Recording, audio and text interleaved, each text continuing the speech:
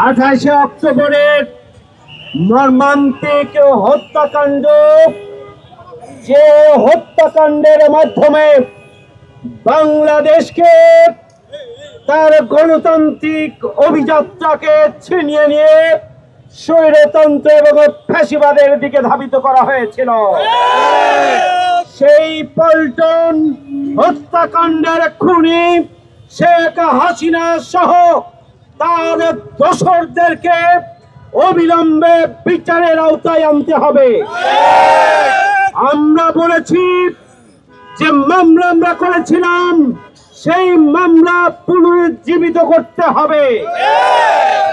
প্রয়োজন হলে ট্রাইব্যুনালের আওতায় খুনি সন্ত্রাসীদের বিচার করতে হবে।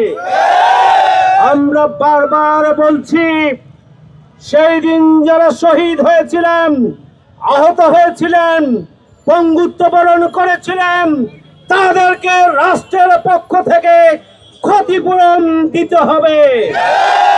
অবিলম্বে অন্তর্বর্তীকালীন সরকারের কাছে আমরা দাবি জানাতে চাই, যারা ক্ষতিগ্রস্ত হয়েছেন, শহীদ হয়েছেন, তাদের পরিবারকে আপনারা ক্ষতিপূরণ দেওয়ার ব্যবস্থা করুন। আজকে বিক্ষোভ মিছিল বাইতুল মোকাররম থেকে সমাবেশ শেষ করে আমরা মিছিল শুরু করেছিলাম।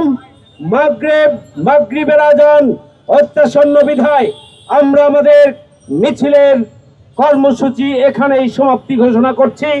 আপনারা নিজ নিজ এলাকায় চলে যাবেন। আগামী জাতীয় সংসদ নির্বাচন কেন্দ্রিক প্রতিটি পাড়ায় পাড়ায়, মহল্লায় মহল্লায় জামাত ইসলামীর পক্ষে, দাঁড়িপাল্লার পক্ষে গণজোয়ার তৈরির জন্য আপনারা ভূমিকা পালন করবেন। সবাইকে ধন্যবাদ। আল্লাহ হাফেজ।